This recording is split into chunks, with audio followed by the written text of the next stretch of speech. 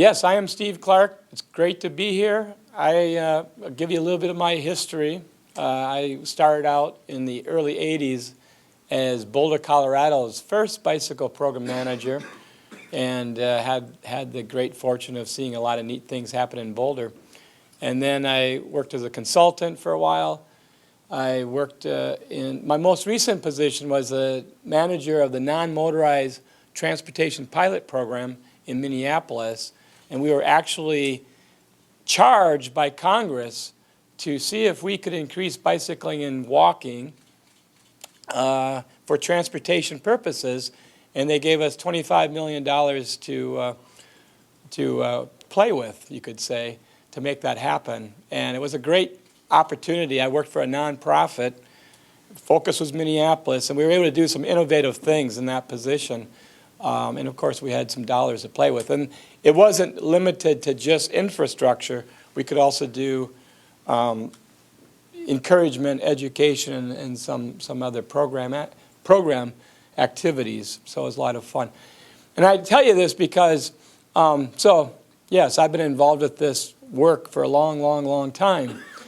But I know just recently, actually about 3 years ago, that the world truly had changed in a dramatic way. And my indisputable proof for that was my father. He said to me, "You know, Steve, this bicycling thing that you've been doing, people are starting to take this seriously. It's not just a toy anymore." And he pauses and he says, "There could be a future in this for you." Thanks, Dad. Yeah. So anyway, the world has changed because we also know that, places like Brookhaven and Athens and Delaware, and these are cities, Delaware, Ohio, are asking for Paducah, Kentucky. There's more and more interest in how do you make the community not just work for bicycling and bicyclists, but how do you make bicycling work for your community? Because really that's what this is all about. The bicycle is this wonderful tool, device, means of transportation, fun form of recreation that truly improves the quality of life for communities. And it, for all the reasons, actually the reason why Congress charged us with trying to improve conditions for bicyclists in Minneapolis is they laid out the goals for that program.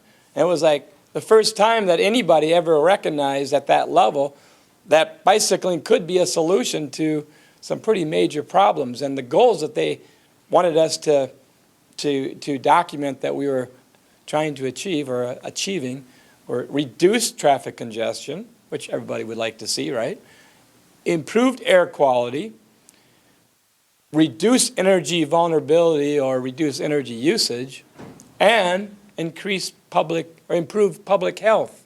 So all these things that we're facing as a society right now, people are starting to realize, wow, the bicycle could actually help us with these things. We have a real health crisis, especially with children, and the obesity rates are skyrocketing among our children.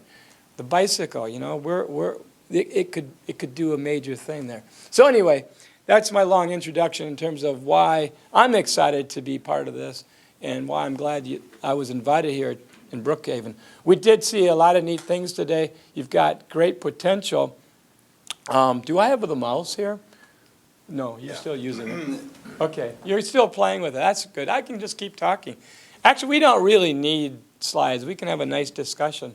The slides help show some of the things that are happening around the country, which I've had the good fortune to see.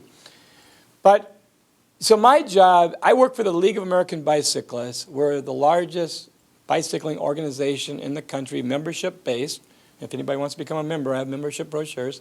We do what's called the Bicycle Friendly America program. That's one of the programs that we are involved with. But there's also the Bike Summit, the National Bike Summit. Anybody's ever been to the National Bike Summit in Washington, D.C.? All right, very good, Joe. We also do a very strong education program called Smart Cycling, where we certify instructors to take people out on places like Peachtree Road and show how it can be done safely, relatively speaking. Maybe it's not relative at all, I don't know. But to basically empower people to be able to bike anywhere that they choose.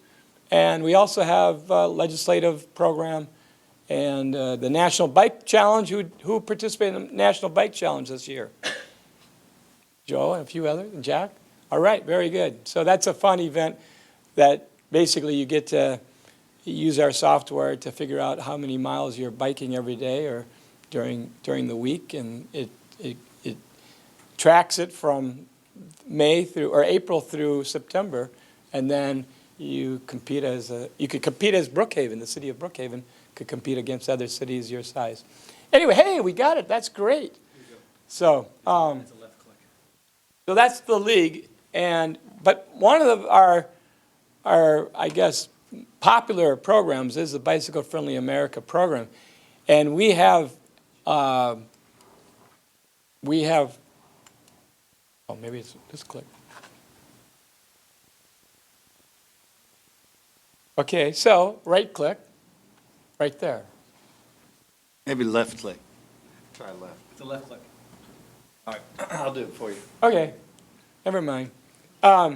So we started the program in 2003. Basically, there's like 3 different categories. There's a bicycle-friendly community, which is what I'm about. There's bicycle-friendly universities. There's bicycle-friendly businesses. And we also rate the states. That's a little bit different process. But so we started this in 2003. As of 2007, we had good representation. Next slide. Good representation from around the country of cities that had applied and had earned the recognition to be bicycle friendly.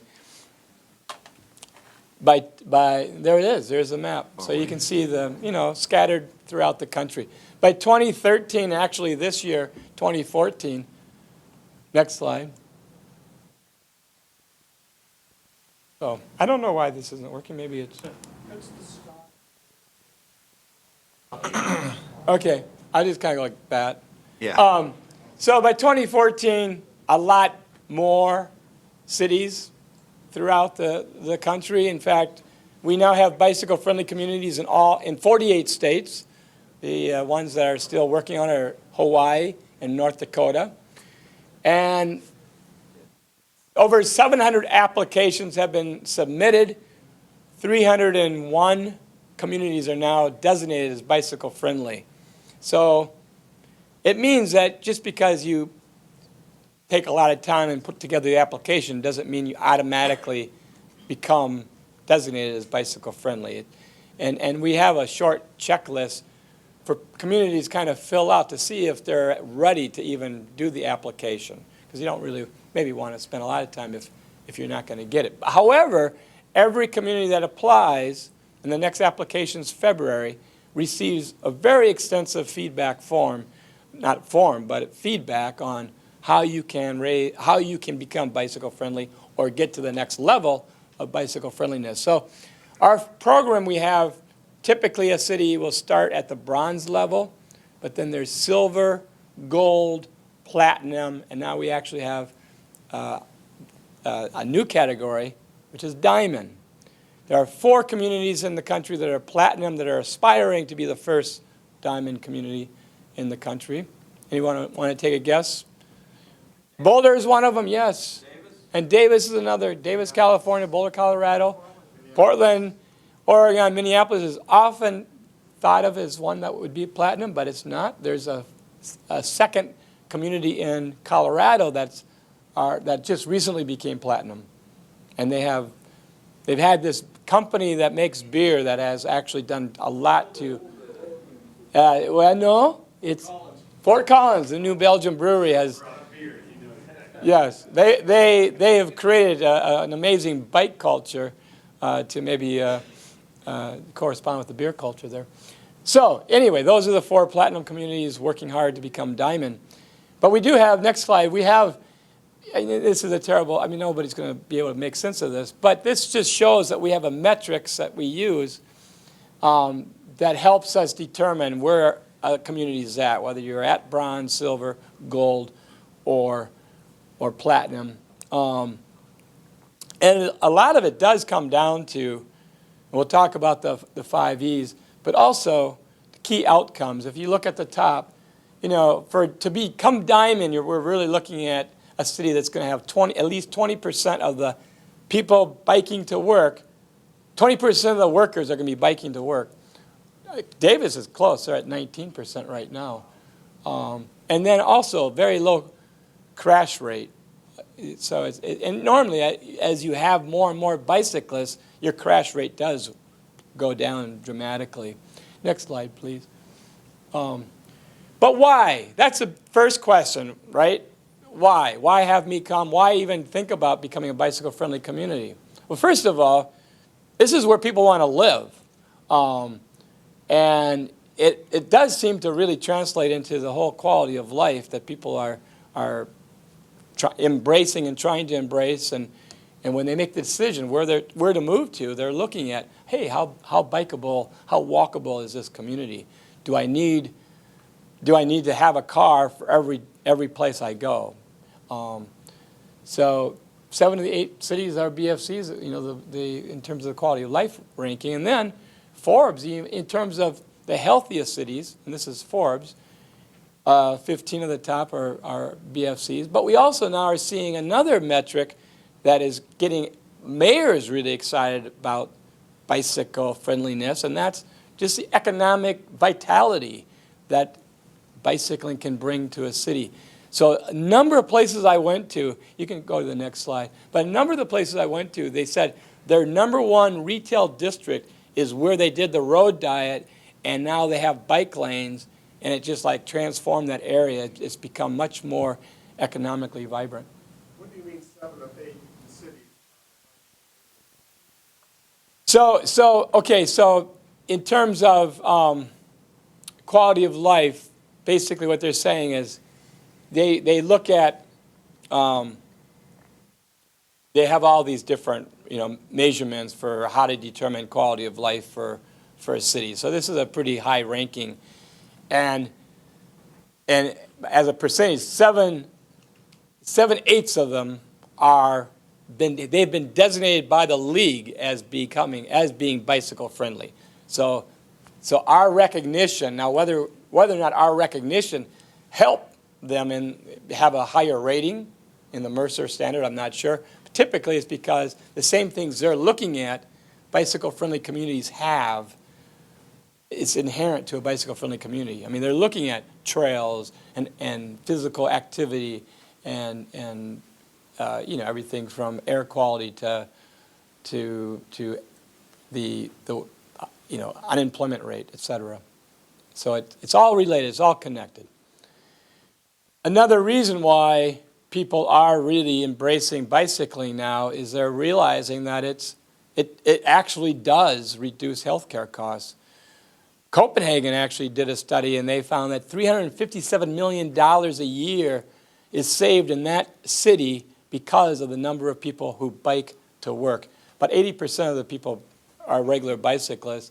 On any given day, 35% of the commuting traffic to work is done by bicycle. More kilometers are being pedaled in Copenhagen than being driven. And that wasn't always the case, but they made a deliberate plan to increase bicycling. And as a result, they have calculated that their people are much healthier than pretty much any place on the planet. Holland is the same kind of situation. But in this country, a study was done, this quality bike products based outside of Minneapolis, basically started paying their employees $3 a day to bike to work or walk. But mostly it was bicycling because they're kind of a suburb, sort of like Brookhaven is to Atlanta. And that people actually started doing it. They not only did the $3 a day, but they have showers. They did all these things to really promote bicycling. Of course, they sell bike products. So it's kind of a no-brainer for them. But what they discovered, I mean, they were going to do it anyway, but their health care costs actually dropped at the time when everybody else's health care costs were going through the roof. So $170,000 they saved even though, and that's subtracting, you know, the $3 per employee that they're providing, and a lot of employees were taking advantage of that. So something the city of Brookhaven could do, right? Start paying people to bike to work. It's, you know, I got $3 my last job in Minneapolis. And it wasn't so much that was why I started bike. I mean, I was always going to be biking to work. But it was really nice at the end of the year when I wanted to buy another bicycle, my wife's like, another bike? I said, hey, I earned this. I get $3 for biking. So it's hard how could she argue, right? So anyway, yes, you know how many bikes you need? People in the room will probably enjoy this one. 10 plus 1. That's right. Whatever you have plus one. So there's always another bike out there that's like, oh yeah. Now it's like the real fat tire bike, right, for where I live. Yes. So anyway, next slide, please. This is a comprehensive approach that we are encouraging. You have to have a comprehensive program in order to become bicycle friendly. Some communities are much higher in one of the E's than another, but ultimately it's all these things that you do in a community that make all the difference in the world. So it's not just about it's not just about a bike lane or a bike path, but it's about, is there enforcement? Is there education? Is there encouragement happening? Hey, I'm giving you all the 5 E's. I didn't mention the fifth one. Which one is that? I said engineering, right? Education, encouragement, enforcement, and then one that people tend to forget sometimes. Well, that's what it's all about, isn't it? So this is really important in terms of knowing if what you're doing is actually working. Evaluation. And along with evaluation, we're looking at the plans that you have in place and whether or not those plans are being implemented the way, and not just sitting on a shelf. And then are you looking at, like, okay, what's causing crashes in our community? What can we do to reduce the crashes? When I was in Boulder, my job was to actually review every single police crash report that involved a bicyclist in a motor vehicle. And it was sobering, but it also made me much more effective in terms of where I invested resources, because I would know, wow, this is kind of a dangerous corridor. What's going on here? It was actually the reason why we got rid of some bike lanes actually going down steep hills, because there were a lot of crashes happening where motors were pulling out from side streets. Turns out bicyclists need more room to maneuver when they're going down hills fast. Bike lanes were making the sight lines worse, and especially if there were parked cars. So actually what we did, we put in a wider climbing lane going up, and then had a sign. I actually have a photo of this later on, showing bicyclists going downhill, and then under the sign, use full lane. And we were on some roads today where that might make sense, where you can have a climbing lane going up, and then a share the road sort of emblem in the pavement going down. I like this photo, talking about sharrows. This is what a sharrow looks like. I like this because it actually incorporates more than one E. Can you guess what it's doing? What do you see here? I mean, certainly there's the engineering component, because the traffic engineer had to sign off on the markings in the street and also the sign. And that's a MUTCD sign, by the way, from the Manual for Uniform Traffic Control Devices. But what else does this do that you might want in a community like Brookhaven, beyond the engineering part of it? Is it providing any kind of special awareness that people might not have?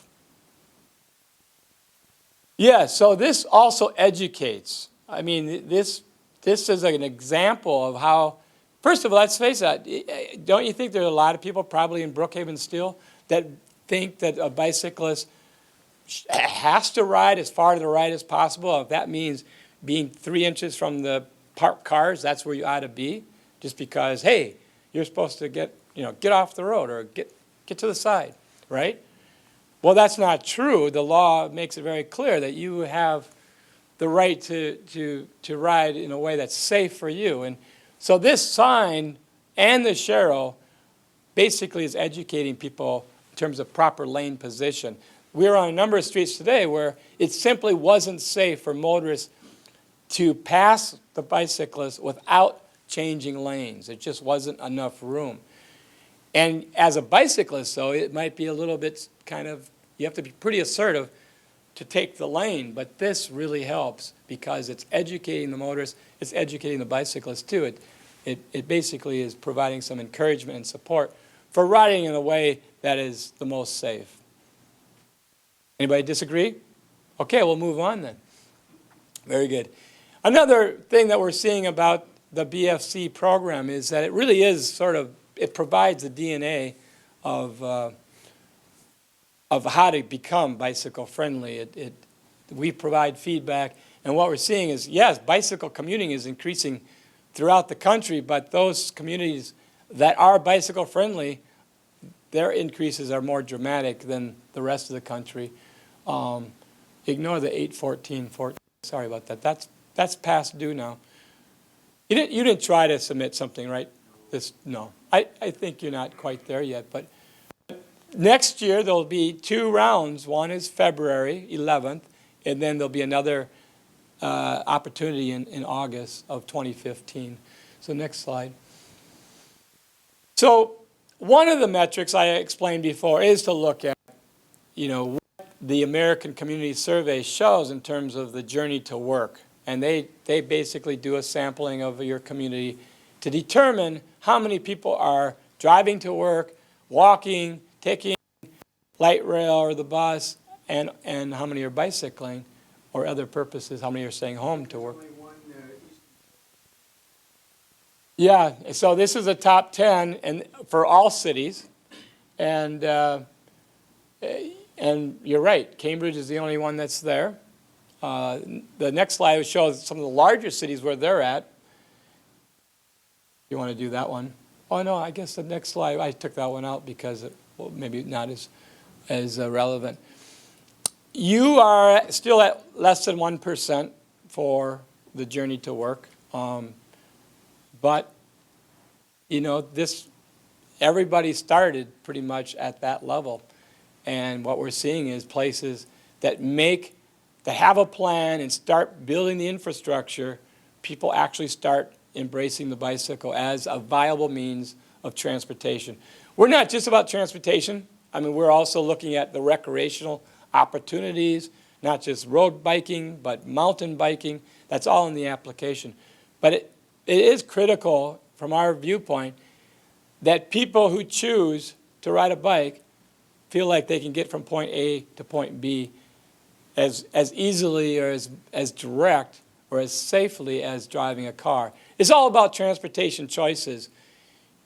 People want to have a choice. And so becoming a bicycle-friendly community, you're giving your residents and visitors a choice to do something besides just get in their car.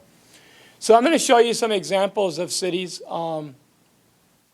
throughout the country that are doing some neat things.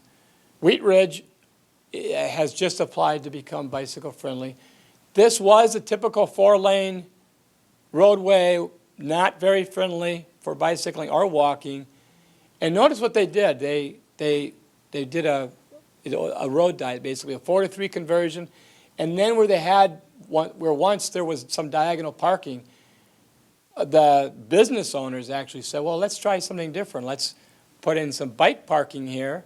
So they actually expanded their parking because you could put a lot more bikes in a space that the car fit into before. And then also their dining area was able to go into the streetscape. So it totally transformed this area. And it's just an example of how you can do something without a lot of money and just make people feel differently about the public space.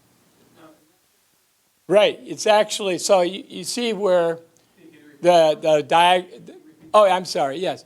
So the question was, is that bike lane not right adjacent to the curb? And the answer is yes, because what is adjacent to the curb is a parking lane. And you don't see, I mean, so further back you see the diagonal parked cars. And what I like about the way they've done the diagonal parked cars there, it's back in. And if you're going to do a bike lane with diagonal parking, make sure the diagonal parking is back in diagonal parking, because people can see then the bicyclists in the bike lane. But further from where we're looking at, where I took the photo, I was actually standing in the parallel parking lane at that point, but nobody was parked there.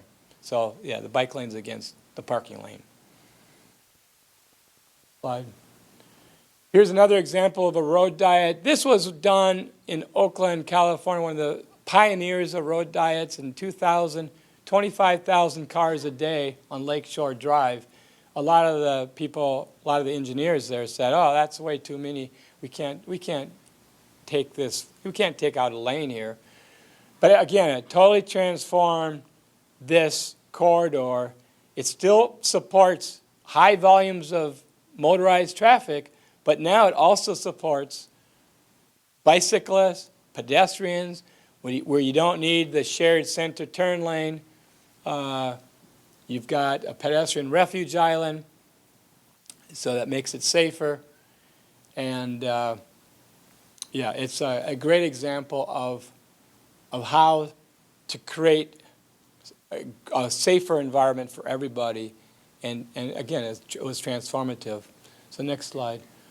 The road diet, and you can call it 4 to 3 lane conversions. What we know now is that they are such a safety improvement that, well, even the FHWA is promoting them as one of their 9 proven safety countermeasures. 29% reduction in crashes. That's all types of crashes, all modes. Typically, the greatest beneficiary are the motorists, because with 4-lane configurations, they're really inherently dangerous. I don't know how many 4-lane configurations you have. I mean, you have a lot of, 6-lane and 8-lane. I don't know if you have 8-lane. But think about when you're on that kind of situation, 4 lanes, there's no turning lane. You're always, left lane to the right lane. You're jockeying for position, lots of side swipes, lots of rear-end collisions. This solves that problem. It also makes it easier for pedestrians to cross the street, and now you have room for bike lanes. So it's a really cool thing to do. We were on Dresden. You have a good, it's a good, safe 3-lane configuration. But the center turn lane there is wider than it needs to be. It looks like it's about a 14-foot wide center turn lane when I paced it. And in the bike lane, it starts out, there's a bike lane. Well, there's a bike lane kind of in the middle, and but then it suddenly disappears, and then it comes back a little bit.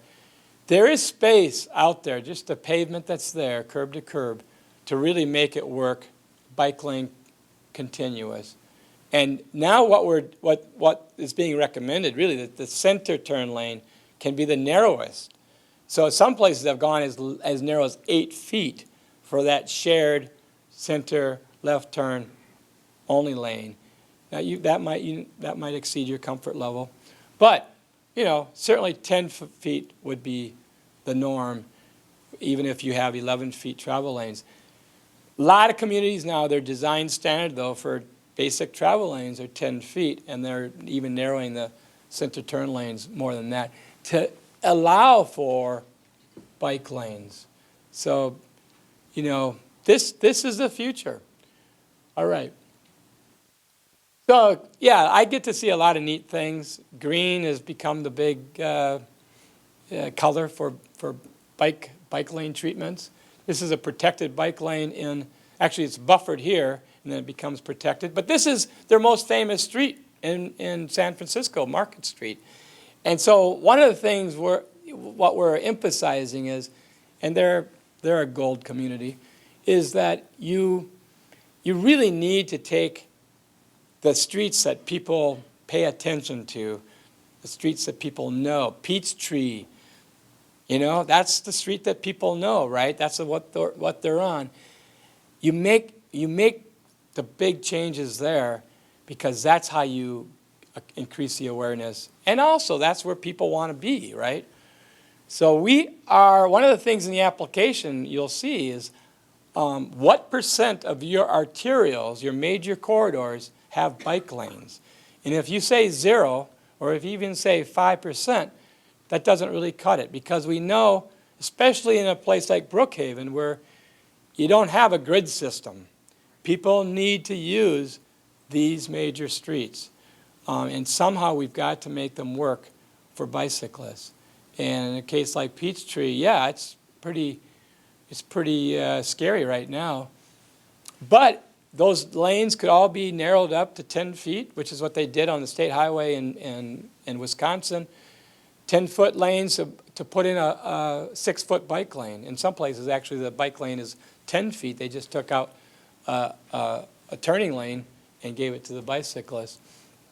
But these are the things that actually get people to start riding, because now it feels different out there. It feels like you're being welcomed as a bicyclist. Go ahead.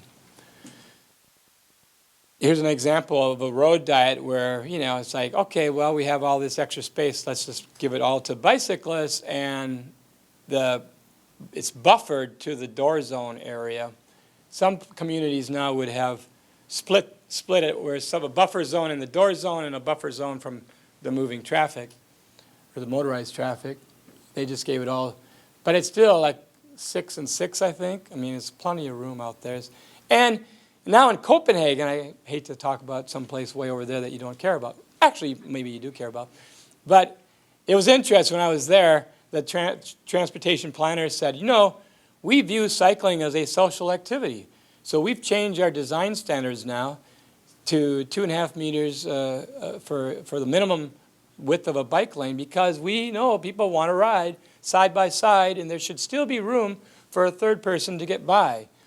And you think about, if you're a parent and you're with your child, you don't really want them behind you where you can't really see what's happening. You don't really want them in front of you because they might not know exactly what to do and where to go.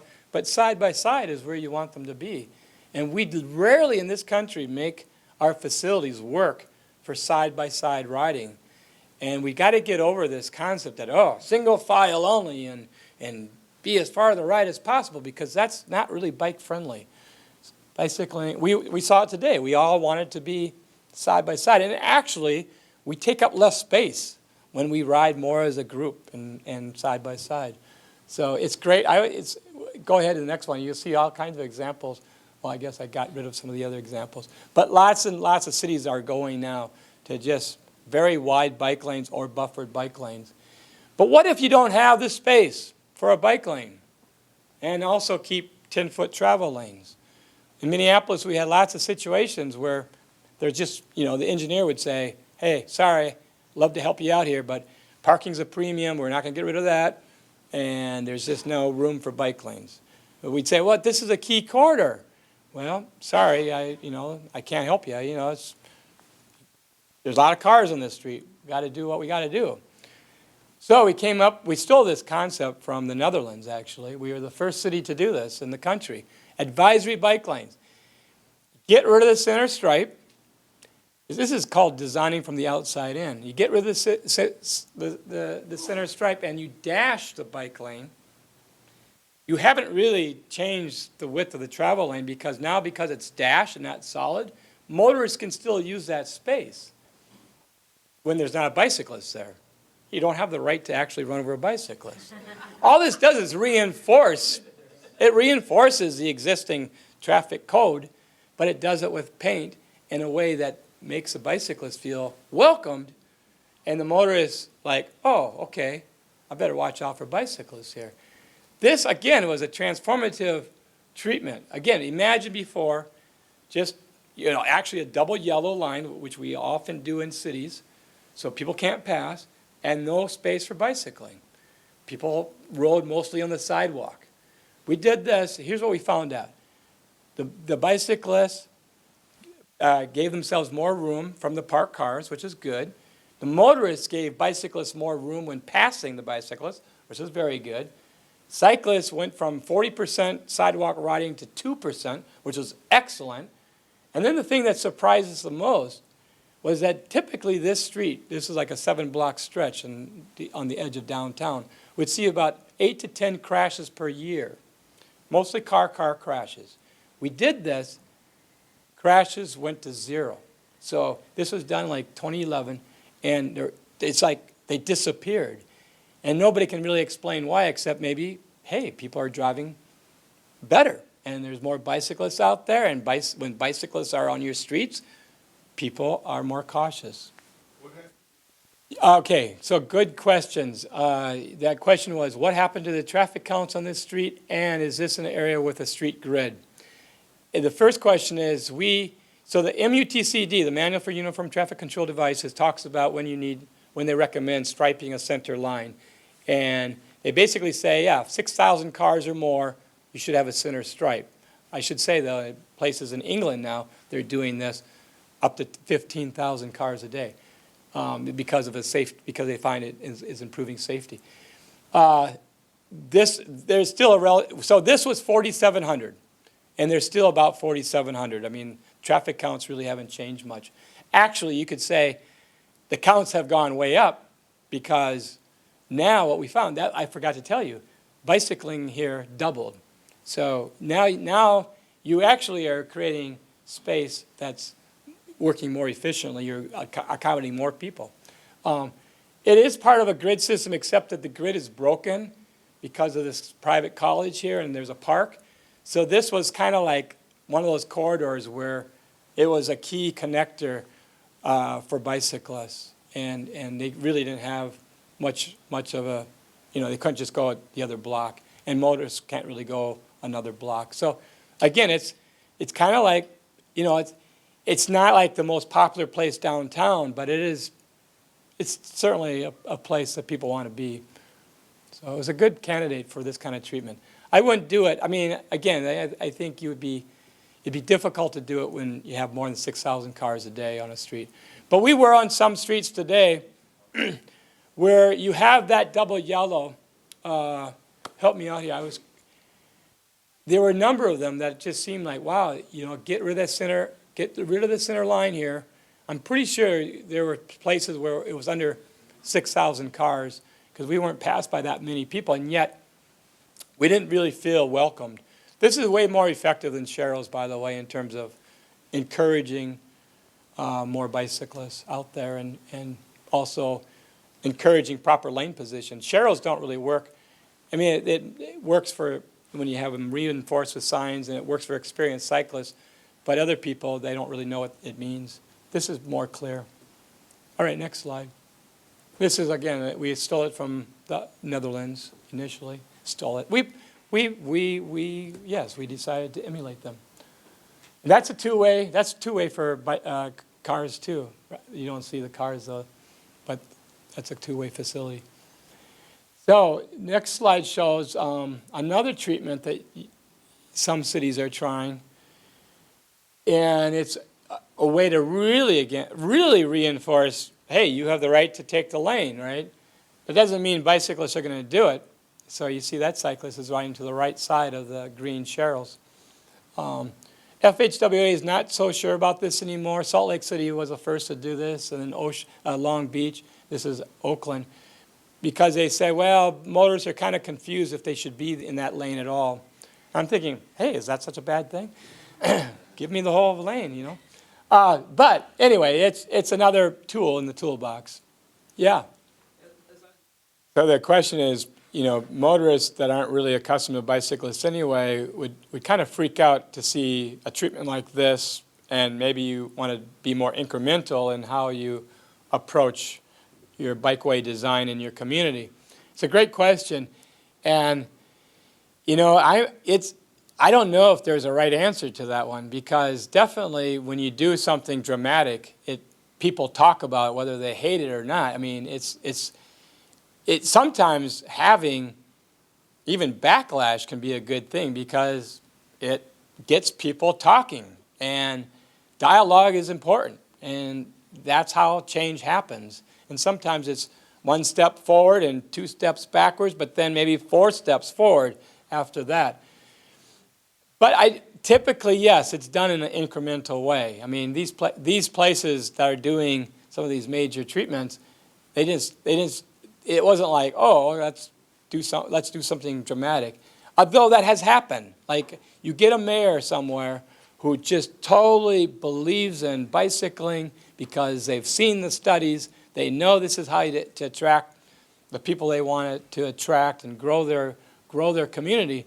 And they will tell their public works director, this has happened in Chicago, we will have 300 miles of protected or buffered bike lanes by the end of 2015, and by golly, they're making it happen. And doing green cycle tracks where people are like, what is this? This is crazy, right? I mean, Atlanta has some green lanes now, and that was pretty radical for Atlanta. So I would say the number one goal should be whatever you do is smart and good design. Because if you do like a protected bike lane, but you don't get the details right at the intersections and somebody gets killed because the person on the bike thinks they have the green, the same time the left turning motorist or right turning motorist believes they have the right of way, because you haven't treated that protected bike lane as a separate roadway with separate signals, then you've set your program back, a lot of years. So do it right. I like to be bold, but it's not going to work for every community. Yeah, that might be good if you're. Let me give you a couple local examples of what we've done. For instance, in Dunwoody, in the Perimeter Center Business District, we did a road diet. If you know where Target Shopping Center is, that back loop there, it's called Perimeter Center Parkway, I believe. It was 4 lanes, plain old 4 lanes. They repaved this year, but people were anxious about doing the road diet, right? They were worried about traffic, but they said they were going to do a center turn lane and then continuous flow on either way, and then bike lanes. And they were going to put in some pedestrian crossing islands as well. What did Dunwoody do? Public engagement, outreach, met with the property owners, had it on the public website that people could put in information, went over to one of the local coffee shops and brought in people that lived across the street and brought in the employees that wanted to walk to lunch from across the offices. So they did the public outreach, community engagement, and communication with that. Then, not just going forward with it, they put up temporary barrels, those big orange 55-gallon size barrels, and did the configuration. So they repaved, resurfaced, and then they just put a bunch of barrels out of showing what it would be like and left it there for about a month. So they really did, that was going above and beyond of the whole thing, and did a demonstration of it, of what would work. And guess what? They did it. So the engineers knew it was designed properly and it was going to meet that facility with the traffic counts. They knew it would work, right? But they did all those extra steps. Now on the other side, think about what's going on, and I don't want to take your thunder here, but with the local stuff going on, anybody going out on Ponce de Leon lately downtown? That was a road diet. It's a GDOT maintained route, 33,000 cars a day over by the Beltline, Ponce City Market. It was 3 lanes each way, and they were like 9-foot lanes. And Georgia DOT and said, what they did a road diet. So they went 2 lanes each way for vehicles, continuous center lane, because that is a safety feature, right? It's safer for cars. There's a 30% reduction of rear end collisions when there's a center turn lane. It's not a bike lane project, it's a safety project to improve the flow of traffic. And so they just did it. So that was a huge, big thing. It was a road diet, but they added bike lanes, right? So they didn't do any demonstration, but they just did it. And then I'll say one last thing, and then I'll turn over back. Your neighbors right here, you have bike lanes on Peachtree Road right here in Buckhead, right? Right across from Peachtree in front of Phipps Plaza, and it goes all the way over to Piedmont. What's going on past Piedmont to 85? Are you aware with that project? The Buckhead CID, Peachtree Road Transformation Project? Same concept, 3 lanes each way. The engineers have designed it that it's capable of doing a road diet, that they want the center turn lane, they want to have pedestrian-friendly enhancements, and the leftovers for some cyclists. All the neighbors are in an uproar in Buckhead. They've gone to Mary Norwood, they've gone to all the local city council members in the city of Atlanta, and they put the project on hold. They have stopped that transformation project. The 2 miles between Piedmont and I-85 at Floridians Drive, which could have that, they put it on hold, and they're going back. And there's no public, people are going out, they're going out to their elected officials that they're campaigning for and they're contributing money for, and say, listen, stop it. And it's all the fear and everything you've heard against that one. So if you're involved here, I tell you what, it's from your neighbors. Buckhead CID is in there. The chairperson of the Buckhead CID says it's unsafe for bicyclists to be on Peachtree, even though they're going to put in a bike lane. So anyway, I just wanted to throw that out as a couple of other local examples of what's going on. Thanks. Thank you. This is Joe, by the way. Do you want to say? Yeah. Why don't you just introduce yourself? All right, yeah, my name is Joe Seconder. I live in Dunwoody, but I'm on the board of directors of Georgia Bikes. So I'm the vice president, and by the way, this weekend in Columbus is the 5th annual bike summit, where the mayor of Columbus, our second-tier cities, they're getting it. She wants to be a silver-level bicycle-friendly community within the next couple of years. They get it. She went to Copenhagen earlier this year. So I live in Dunwoody. I work from home. I have flex hours and no children. So I want to make it safer for everybody to ride bikes. I'm a roadie, but I started a group called Bike Walk Dunwoody. You can go to that website. I've got some handouts. But in Dunwoody, actually right before incorporation, in 2007, by the end of next year, we'll have put in 12 miles of bike lanes in a 13-square-mile city. So we have a complete streets policy. Before we repave, they look at the segment, they widen the roads if they need it to do that, and they're putting in the bike lanes. So it's Bike Walk Dunwoody. I'm on the board of directors there of Georgia Bikes, and I'm glad to be here. Oh, that was excellent, Joe. And I'm going to actually, go ahead. Is there Yes. traffic lane of time restricted vehicles such as?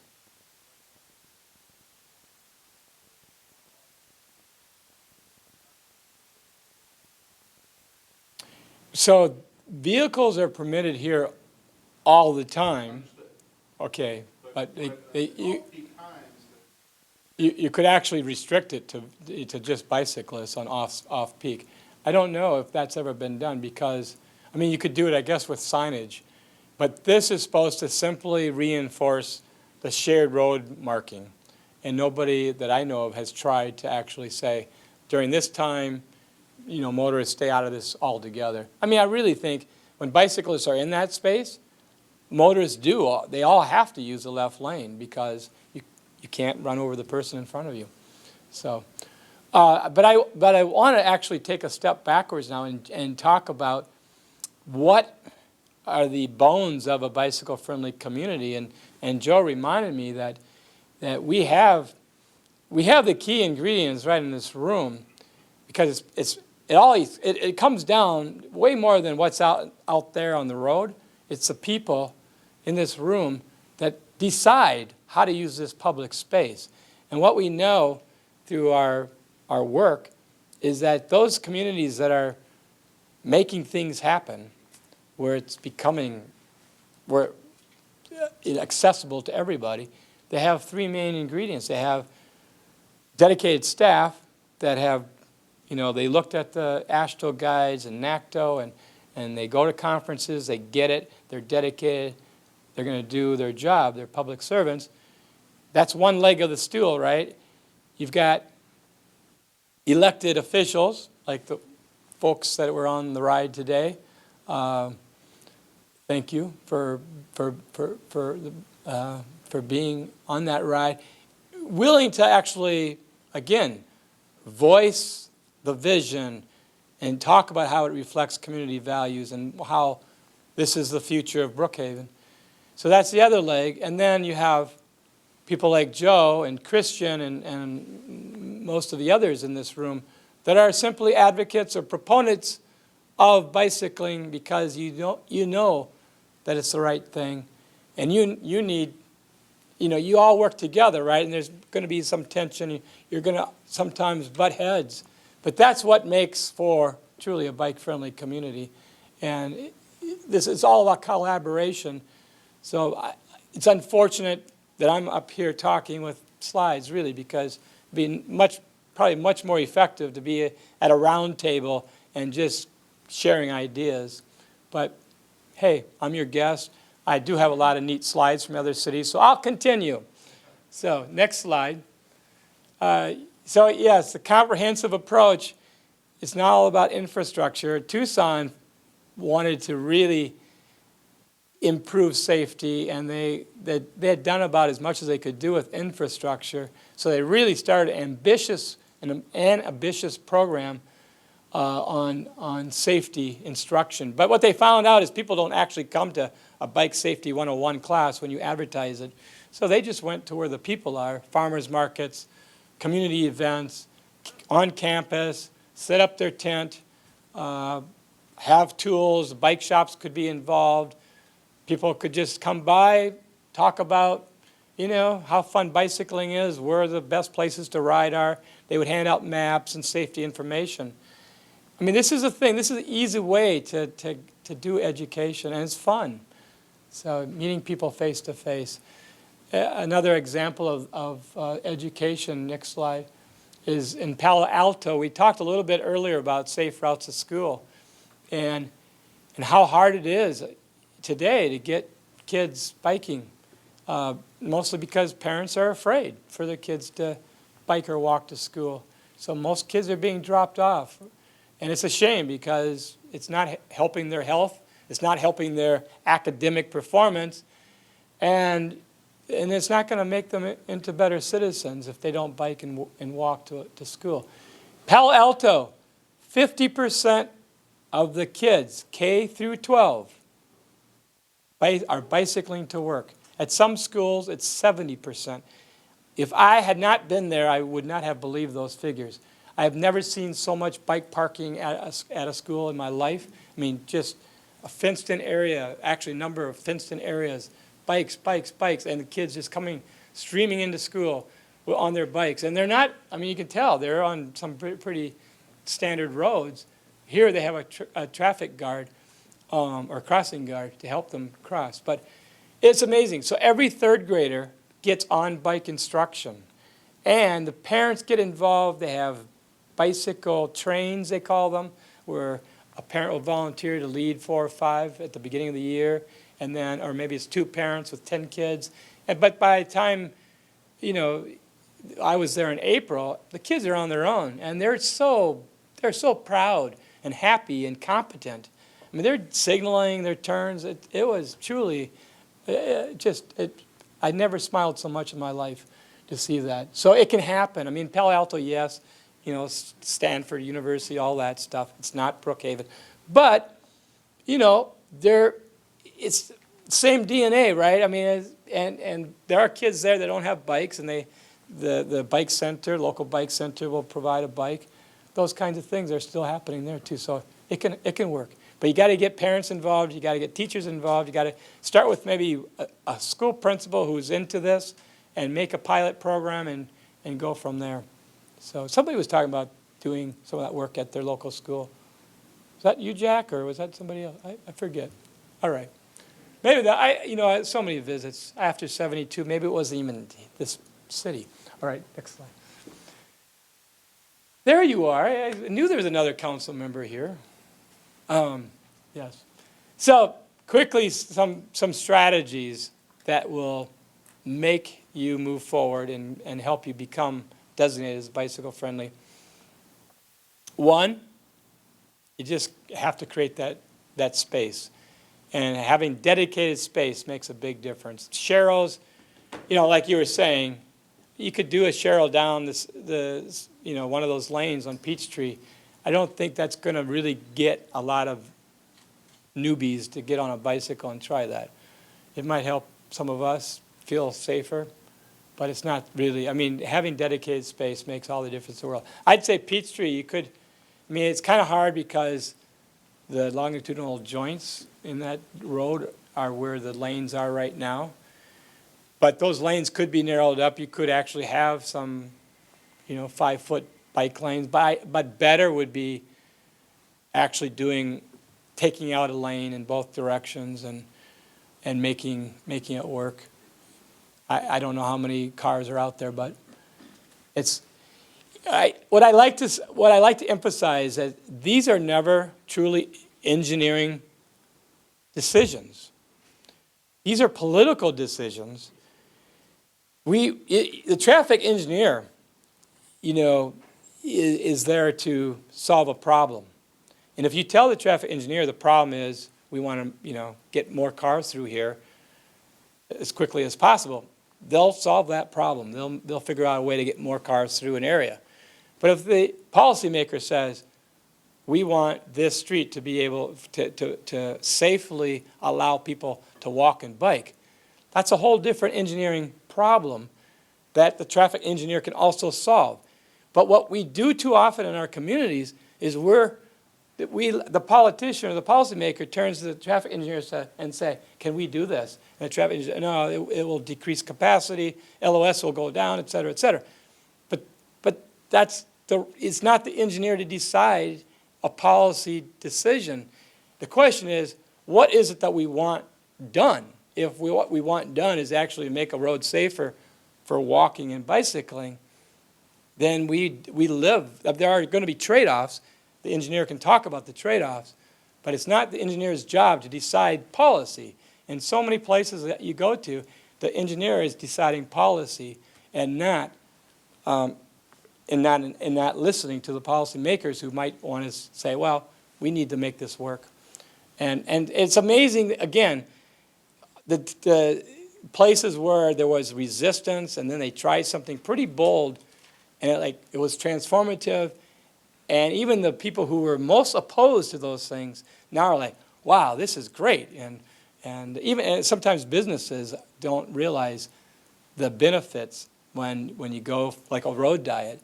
Some of the places, Mill Avenue in Tempe, Arizona, you should Google that because that was 4 or 5 lanes. They went down to 2, put in a nice median, street trees, big wide bike lanes. It's the #1 commercial district now in all of the Phoenix area, and they have they can prove that. But before that happened, people said, "Oh, there's no way. This will never work. You're crazy. There's too many cars." Anyway, so yeah, I can get on my my preaching mode. Sorry about that. Reduce speeds. The science behind that is pretty clear. As speeds increase, fatalities, severity of crashes increases exponentially. So at 20 miles per hour, a car going 20 miles per hour, if they strike one of us here, 85% chance that you're going to die, or 95% chance you're going to survive if you get hit by a car going 20 miles per hour.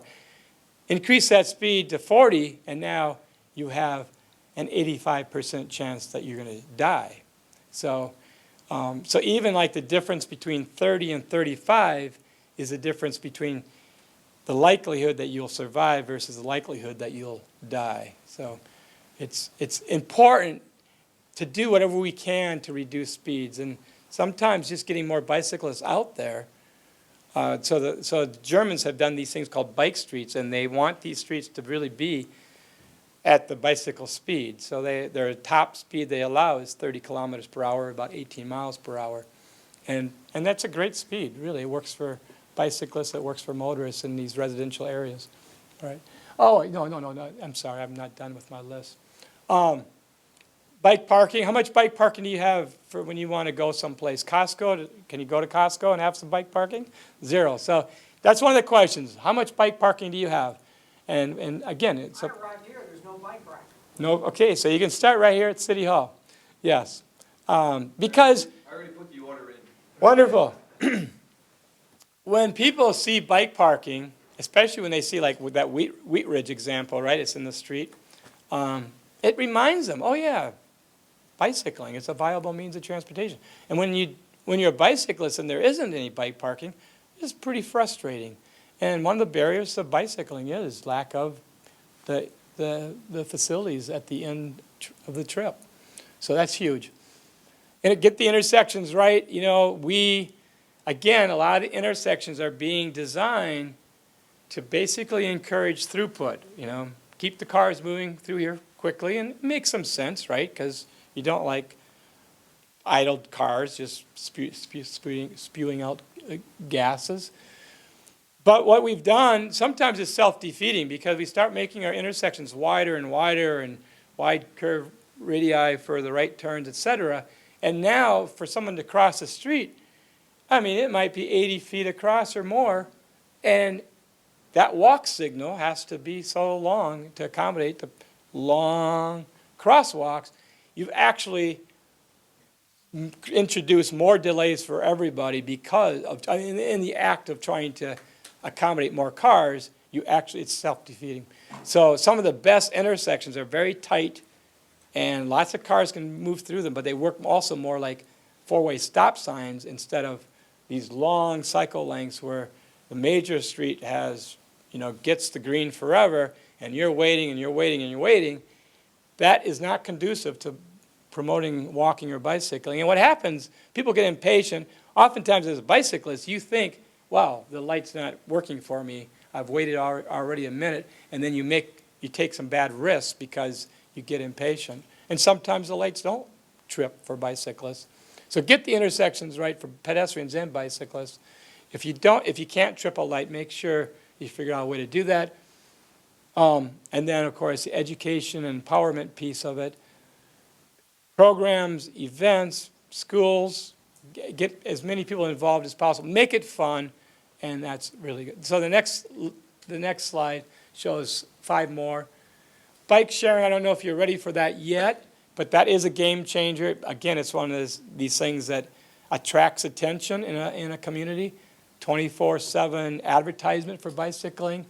It changes the culture of bicycling. People who use bike share, typically they're not using helmets. They're dressed in their regular clothes. They're going a much slower pace. But when we did this in Minneapolis, it was like, it just introduced a whole new aspect of bicycling that seemed to help. And 0 crashes so far, which is amazing. 500 bike shares. 500 bikes next year.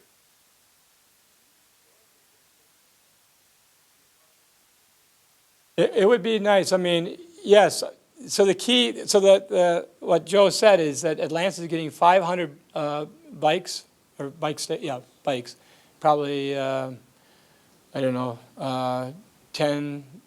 50 stations perhaps, or somewhere in there. And Brookhaven, being in the neighbor, could join in and expand. What we're finding, wherever bike sharing has been implemented, typically the neighboring suburbs are, do you guys like to be called a suburb? Is that okay? Or are you just a city of Brookhaven? Anyway, the adjoining communities are saying, hey, we want this too. And so bike sharing tends to be spreading out. But it is typically most cost-effective and viable in more dense locations.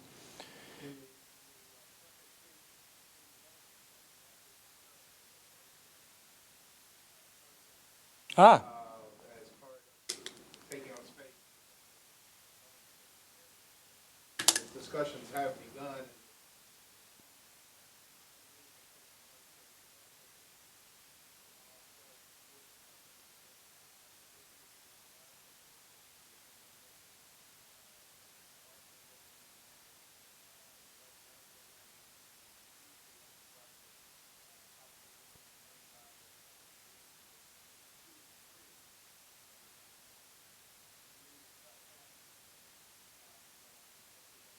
this is such important stuff. I think you should share it with all the community members that are watching this on television.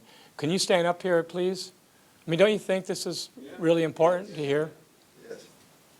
And say who you are also. Okay, I'm Joe Plotty. I'm a retired DOT. I work for Atlanta Regional Commission in the LCI program. So I wear a couple hats, and I'm also involved in the Comprehensive Transportation Plan. The LCI project is from Ashford-Dunwoody down to North Druid Hills. Hopefully the same template will be used all the way down to the South City limit of looking at a lane diet from Ashford-Dunwoody down to Osborne to actually create space not only for bike lanes but for more sidewalk area on the west side of Peachtree. we feel there's enough capacity, just looking at the numbers, on the road to be able to function 2 lanes. Outside of Ashford Dunwoody, 2 lanes works fine. You do pick up a fair amount of traffic at Ashford Dunwoody, but it's more of a capacity issue or operational issue of the signal. Also the same thing of the signal at North Druid Hills and at Dresden.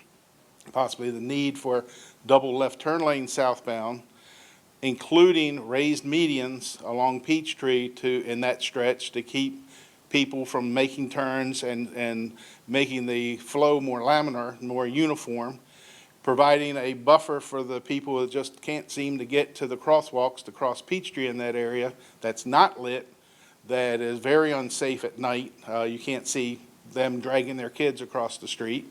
But all that would be a part of looking at the LCI. What you talked about earlier, maybe putting some barrels out to close that southbound outside lane to do a what if, to look at the examination. Now, you will get more congestion at the intersections down, especially at North Druid Hills and Dresden because of the volume. So that's one thing that can be looked at through the LCI program, the whole station area. Also at the station area, discussions were 2 different alternates. Both of them included medians there on Peachtree. Also possibly a cut-through road where the entrance to the MARTA station on Peachtree, right in, right out, that people can't seem to make it operated as a right in, right out, that would go underneath the train station and create a tighter grid for pedestrians and access, in addition to an area in the station where you could use a free bike in the area for local travel and possibly even what's it called, easy car or easy whatever it is, zip car, that you could get a car to tow around Buckhead if necessary. You're carrying something, you're not going to use a bike if you're carrying your goods, and use that to and from the station. So discussions have talked about the future, and that's one of the problems with the public is getting them to see the future as what it can be and what it will be versus what it is today. And going back to my DOT design days, we've always done it this way. This is what I expect. So I've also was involved in the context-sensitive design program. Good. Yeah. I ran the planning office, which had the statewide bicycle and state routes to school program. So all these are related into the same item. I take exception with the design of some of the things you said during design. It all comes down to risk management. How much of a risk do you want to take that you vary things, and how consistent is that risk that you're taking? You can't go from a 12-foot lane to a 10-foot or 9-foot lane or 10-foot lane, over being facetious, back to a 12-foot lane, back to a 9-foot lane. You have to have consistency, not just on a facility, but on your whole street network. So that's one of the things that hopefully the city will be aware of as we move forward with the program. Thank you. So we're going to have, I just have a few more slides and then we're going to have more discussion. Mixed-use development, we saw some of that today. It was interesting. Some of the mixed use was also with some big box stores, but I'm sure a lot of people walk to those places, and again, anything you can do to make it easier for people to live close to where they can shop or get coffee or meet people. That's the kind of place that people want to live in. That's the kind of, think about where you go on vacation, right? You choose those places that you can just go from your lodging to, downstairs, get some coffee, whatever. So try to create that here, even if it's just little nodes. Some of the most bicycle-friendly communities have lots of these neighborhood business nodes, and people in the neighborhood know they can just go a block or two to meet their needs. It's the days of, having people, all the people live here and they work over here, and this is where they shop. Those days are pretty much over, fortunately. But make sure your zoning encourages mixed use. And other communities also, communities are getting rid of their minimum car parking requirements. Some are instituting maximums so that, developers like, nope, you can't have this much car parking, especially it's like this real estate is too important. We're not going to let you just store cars here all day. All right, so think about some of those things. We in our application, we ask about things like, do you have a complete streets policy? What are your, what kinds of zoning? What's in your zoning code? Do you require bicycle parking? How much car parking do you require? All those kinds of things. And then incentives. We talked about Quality Bike Products saving money, doing their incentive program. The city of Brookhaven could institute the same kind of incentive program to show the public. You could be the role model for other workplaces in Brookhaven. Hey, this is what we care about. This is what we value. We want the healthiest, most productive employees we can have, and we know this works, so we're doing it this way. In Boulder, when I was there, I didn't get $3 a day, but every Friday, anybody who biked or walked to work would get a free breakfast. And again, it's like, kind of just recognition that this is a cool thing, and then also the social element was fun. And then finally, evaluation and documentation. I can't overemphasize how important it is. You guys are in a kind of an enviable position in some ways because you're starting pretty new. And now is the time to start doing those baseline counts. It can be done with volunteers. People in this room would probably agree to do what we did in Minneapolis because we again, Congress wanted to see if we were having an impact. And we trained volunteers. We actually monitored 100 different locations. We had 32 benchmark locations so that from 2007 all the way into 2013, those benchmark locations, we did counts the second week of September, 4 to 6 p.m., same, we made sure the weather was similar, et cetera, and looked at, who's riding on the sidewalk, how many are on the road, how many are wearing helmets, male or female. You can do that when it's a manual count. Collected tons of information, and then we're able to show, wow, those places where we put in bike lanes, bicycling doubled. Some places it tripled. Got cyclists off the sidewalk. Evaluation's huge. You can't have a successful program unless you can document that it is successful. And then when you go out to the public, you can say, well, actually, that road diet did work, and this is what we found out. So, very good. So let's do the discussion. You have more questions, I'm sure. I have to confess, I had two different PowerPoints, and one was 12 strategies, and the other was the shorter version where I had 10 strategies kind of put on two screens. Anyway, the other PowerPoint was where I downloaded a bunch of photos from today, and that's not the one that you got to see, so except for the first slide. So I wanted to show us Dresden and some of the other corridors that we were on and talk about how these things could be changed. And I'm sorry that didn't happen. But we can have a discussion and talk more about the ride today and also what your future aspirations are. So who wants to start? Yes. Can you make any comments about? Yes, Councilmember, what's your? Joe. Yeah, Councilmember Joe wanted to know about funding, and I promised I would talk a little bit about funding because, let's face it, I mean, if a lot of these neat things that I showed did cost some money. Even programmatic opportunities cost money. There are, pretty much right now, even though some special funds have been slashed, any city that can use the regular highway funds for most of these bicycle projects that we're talking about.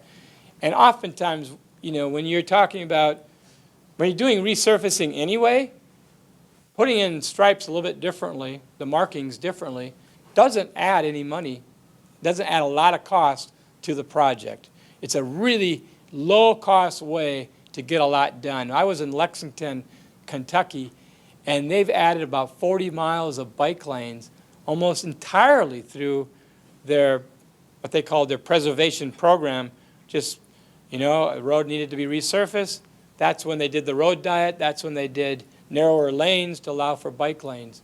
And they were able to do a lot very quickly doing it that way. But for that to happen, there's got to be a plan saying this is, you know, you have a complete streets policy. You're going to look at all the opportunities out there to get the job done that way. Because the paint costs the same whether you have a 10-foot lane or 11-foot or 12-foot lane and put in a bike lane. But there are also some special funds.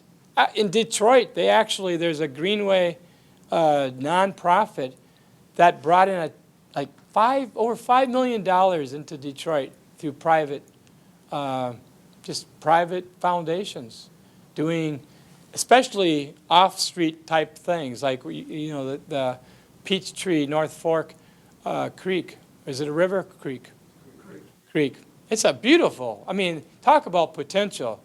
That is a game changer in your community, and not just for bicycling, but in terms of attracting people, visitors, residents will all just like, this will become the place that people want to be once it's built.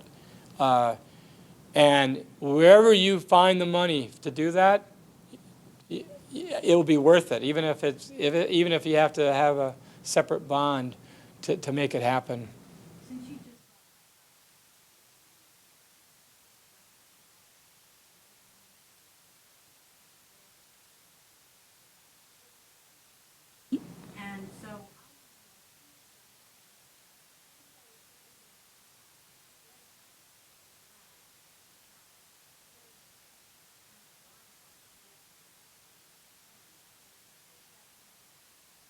You know, that's a really good question, too. Insight, really. So the question was, the other communities I work with, did they sometimes start with a good off-street path along a creek before they could really do the on-street? And because my focus today has been largely on the on-street, and most of our ride was on-street, and the answer is yes. And here's two things. One is, it often is, it's the easiest thing to get people excited about in a community. A beautiful trail along a creek corridor or a riverway. People get excited about that. It's pretty easy. It's easier typically to get the funds to make that happen, get the business community involved. I mean, the potential is enormous, right? That being said, if that's all a community does, they rarely have the ability to get to that next level because it's simply not enough. I mean, if you look at those communities that have just relied on off-street, they still have very low use of bicycles for transportation. I mean, I think this corridor could be a good transportation corridor as well. But it's still essential to make sure that people can access it by bike and not having to drive their car 3 or 4 blocks or 3 or 4 miles to get there. It's kind of self-defeating.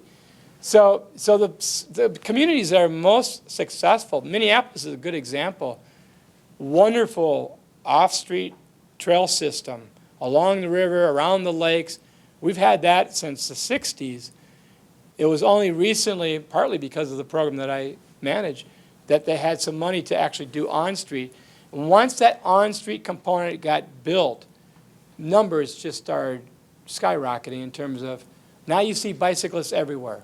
When we just had the off-street, you never saw bicycles. Even on the off-street, you'll see that you'll optimize use on the off-street once you get the on-street up to a good standard. So, yes.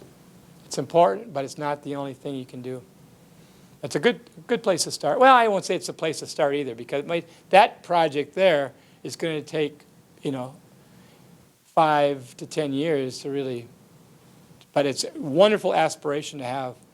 It should be part of your plan.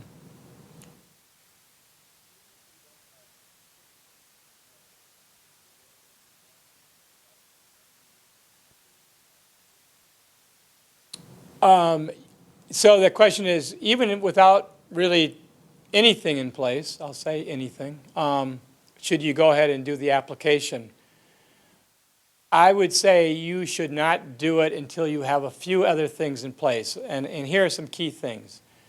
You need a comprehensive bicycle plan, not just here's some ideas that we have. It has to be more than just your Parks and Rec plan. And if you have a transportation plan, but that transportation plan really needs to have a bicycle element to it. And that bicycle element should include not just infrastructure, but all the other E's that we talked about. And that's kind of like the number one building block is start with, and because that's when you start doing the public meetings. You don't have to wait for that plan though to be completed before you take advantage of opportunities to actually get some bike lanes in. I mean, a lot of places have done bike lanes without ever doing a plan first. But the other thing is, being able to say, yes, we have somebody on city staff that's focused on this, even if it's just half-time or a quarter time. We have somebody, and this is the person's name. You really don't want the application to come from the advocacy group or a citizen, because it just means that, well, the city's not really there yet. Although there have been some successful, Grand Rapids, Michigan, that was done by the local advocacy group, and they did become bronze, but they had a lot of infrastructure as well. And then you also need to show that you have like a complete streets policy. That's another basic building block, that you have the ordinances in place to provide that foundation for future betterment. And so maybe all those things are realistic by August of next year. I don't know if you'd be ready for February. But again, every year we have 2 opportunities to do an application. Even if you were to do one, though, in February, you're going to find that it does provide a lot of good information that will help give you sort of, more than what I can do in half a day. It gives you all kinds of links and, to model, bike advisory committees that you should set up in your city, to, road diet information, all that kind of stuff. And I'll send you some of that stuff as a follow-up anyway, though, just to help you out. No, that would be great, Joe. So I know there's only one, but I'm just going to talk to the one elected official here in the room. If you take this and hand it out here, I only don't have enough copies. I'll send it electronically here, and I'll give you more. So if you could just kind of share this around, take 20. Not enough of these too, though. So here's my quick takeaways, down and dirty. You got to build a coalition and network, right? The people in here, you've got to maintain active, building a coalition. So it's not just the cyclists. You got to reach out to the businesses and so on. Have regular meetings. You're going to start a Facebook group. Going to have an email list. What you're going to do, you got to keep involved, right? So get involved, go out to the businesses, Chamber of Commerce's, right? Those kind of things. So that's the number one thing. Do your own thing. Don't worry about whatever the city's doing, right? Do whatever you want to. Have community events, start a bike ride, do whatever you're going to do. Go for it in your own way. You don't need the city to do that officially. Getting parents involved in a Safe Routes to School program. In Dunwoody, they've got huge parents. They're going out and they're walking to school all the time, and they have the golden shoe. Which school has the most children walking to school? Which classroom in the school has the most kids walking to school? They don't do cycling, but that little handout, 5x7 glossy, we're humanizing it. This is not the face of cycling. We don't show up like this at meetings. I bring a business suit, right? So I felt a little weird wearing this today to this meeting because I didn't know who was going to be here, but you never show up as a spandex-clad cyclist. I get these people, they're my proxies. So it's not just me, they know who I am. So if you get parents involved, that's awesome. And then some retires would be nice. We adopted a complete streets policy. If you need to take a workshop on there, I recommend contacting the ARC or somebody locally and get your elected officials to attend a complete streets workshop. They will understand the ins and outs of what that whole thing means, adopting the policy, and then coming out and when they're building out, they'll know what that means. Political. Obviously, you've got to get political backing. I wish all of your elected officials were in this room today, and they were here, and they were receiving this information. Press. If you have people in the press that are giving unlimited letters to the editor against bike lanes, you see my bike bingo. I've heard them all in Dunwoody, right? The city has declared war on cars by having bike lanes in Dunwoody. We have people adamantly opposed to it, and they show up to council meetings. Who goes to council meetings? Right? Who complains? So anyway, those are the people showing up, and they're against it. So you have to be active, and you have to be involved, and you cannot let it slip through the cracks from a political perspective by having these people come out here. And so you got to build your coalition. I would say so Dunwoody, we're not ready for a bicycle-friendly community yet, because the mayor said he doesn't want to apply for the certification. So we don't have the political backing in Dunwoody to become a bicycle-friendly community, even though we're putting in the bike lanes. We have 1E, engineering, and that's it. And it's not just me, and I'm not going to be able to do it. So we don't have the city staff and so on. So, hey, Brookhaven, if you have the city staff and you have the motivation, hey, maybe you get BFC certification before we do in Dunwoody, just because we're just putting in bike lanes. That's all we're doing. But the universities, here's what I would look at. Before you become a bike-friendly community, go to your businesses. Get these local businesses to become a bike-friendly business. It's easy, it's low-hanging fruit, it's cheap, and it's free, and it's great recognition. Small businesses, big ones, Oglethorpe. Partner with Oglethorpe, have them become a bicycle-friendly university. So you could have these things happen even before you have all the infrastructure in place. Low-hanging fruit, great things. Couple last things, I'm going here, I know I'm 90 miles. Compare Sandy Springs versus Dunwoody, and look at what Sandy Springs has done, and look what Dunwoody has done, and look at the differences. Do you know how many bike lanes Sandy Springs has put in? 0. The only ones they've put in has been on GDOT maintained routes. I would almost call for a moratorium on building sidewalks and putting in curbs here in Brookhaven.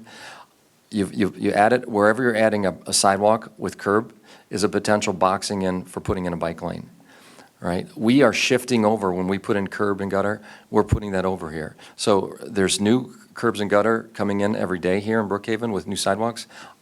Is that the proper place to do it? Is there room to leave an accommodation for cycling? And thirdly, I want a network, of course. I'm asking our public works director to get with his adjacent public works directors. And we're hiring a third-party consultant to kind of do an assessment for bike-friendly community. And one of those things is we'd love to have a workshop with the adjoining municipalities so we can develop a connected route networks, right? So we can connect all of our networks in. So we'd love for you guys, we want to be part of that, whoever hosts it, however. So, but that's it. So anyway. Thanks for the rambling. While you're up there,